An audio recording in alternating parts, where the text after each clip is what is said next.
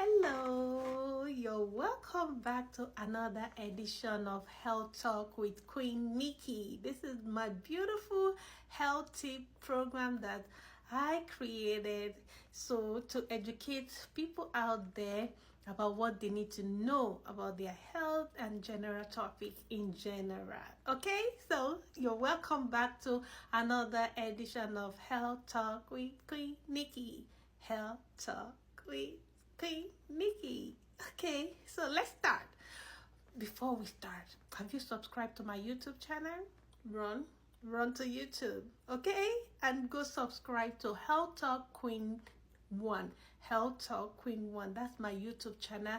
And for those people that have already subscribed, I want to appreciate you guys. I really, from the bottom of my heart, the messages, the comment, thank you so much. I appreciate you guys and God bless you. Okay, so what is going to be our topic for today? Our topic for today is going to be, what are your plans for end of life? What are your plans for end of life? This topic is a topic that people don't like to discuss, but in real life, in real sense, it's a topic that we need to put at the back of our mind. End of life. What is end of life? End of life simply means, death. What are the plans that we have as human beings, regardless of age? Now, lately, we've been seeing people dying all of a sudden, like sudden death. They will just slump and just die. That's why I put out this kind of program to educate. This is the only way I can give back to the society as a nurse here in the United States, to create this kind of opportunity and avenue to educate people out there, not only people in the United, all over the world that are watching my video on YouTube. So that way they can prevent themselves and also prepare for this kind of situation. So it's a thing that we need to talk about. Let's talk about it, okay? So what are your plans? What do you have in plan for your kid, should in case it happen?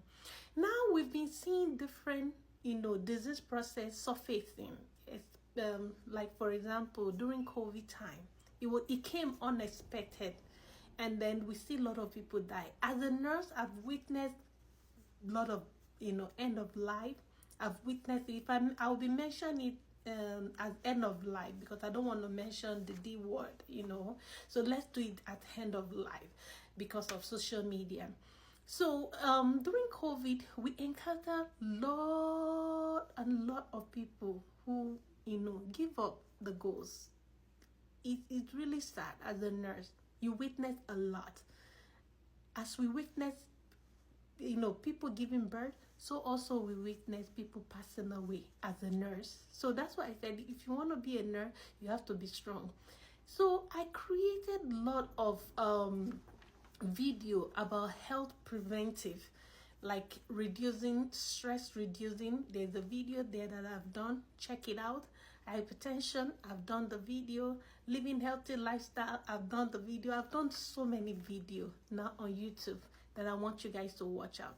But now let's talk about this. What are the things that you need to put in place just in case it's going to happen? Because now people are dying. Yeah, there's nothing we can remove it. It's going to happen. But what are the plans that we have for our loved ones, so that when we pass away, they will have at least something back up? This is going to be in two parts. Okay, this is going to be part one because we really need to talk about it. The first one, before we talk about end of life, let's talk about ourselves. That's why I made mention of stress, video that I did. If you haven't watched it, it's very good. Go watch it out. How to manage stress. As human beings, we have tendency to work.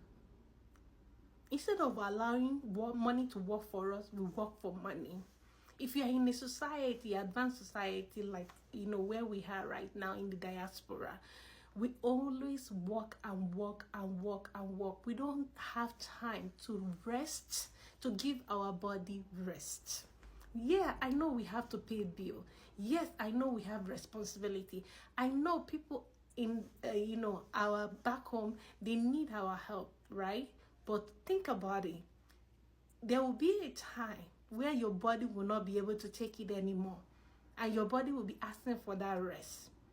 That's why it's very, very essential we work smartly and wisely. When your body is telling you rest, stop whatever you're doing and give yourself a rest. Resting is not just only, oh, you sleep, 8 hours. No, completely rest. Like, stay off that work, rest, enjoy yourself. You can go on vacation. You can go to the park. You can watch your favorite movie. You can exercise. You can hang out with good friends. Watch your TV show that is educative and will relax yourself. Yoga, exercise. There are so many things you can do to relax yourself, right? So that way, you're not going to allow money. You're not going to be working for money, but money will work for you. That's why there are some things in certain age that you need to do. So that way, you will be assured that your future, when this happens, is secure. Okay? So let's go right into it. First, when we are talking about end of life, make sure you put your house in order. When I say house in order, make sure your children or whosoever that you want to live, whatever you want to live for, know everything that they need to know. You know how we have some people that are very tricky, that, oh, I don't want them to know my account number, I don't want them to know how many accounts, how much I have in my account. You really have to have somebody at least that you trust, that can, look out for you. Because here in the United States, it's very expensive. Funeral is very, very expensive. It's not a joke. It's not a joke. And if you're sick, if you have like really terminal ill sickness, trust me, they will first of all wipe all your savings that you have before you even qualify for government, assistance program.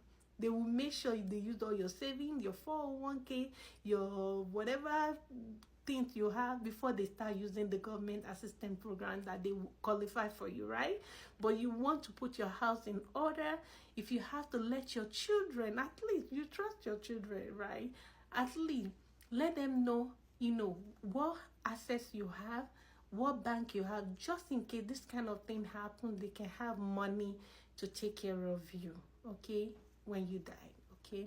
The next one is plan B. Do you have life insurance? Do you want to depend on government alone? That, oh, when you die, there's no assistance out there. It's whatever you have, that's what you will use. Whatever you have. So let's make sure we have plan B, like life insurance. You don't want to depend on only maybe your 401k or your social security. No, let's have life insurance. Life insurance is very, very essential, very important. I don't like the habit whereby people would die and then the family member, they will be going to go for me, fine. If you have to do it, it's compulsory. But if we have this life insurance, think about it. I always like to do math. Think about it. If you have a child of 1 year old and you're 30 years old, okay, had the let's say 18, right, into the amount that you have, you know how much you would have generated if you start saving at least $10 or $90 or $50, depending on the insurance, life insurance that you have. Think about it, do the math, okay? And that will bring us back to part 2. So watch out, I'm going to do part 2 where we will go in depth on life insurance, additional life insurance that you need to have, okay? There are so many resources out there. I'll see you in part 2. So watch out for part 2. We are going to discuss, right? Okay, let's go. Part 2.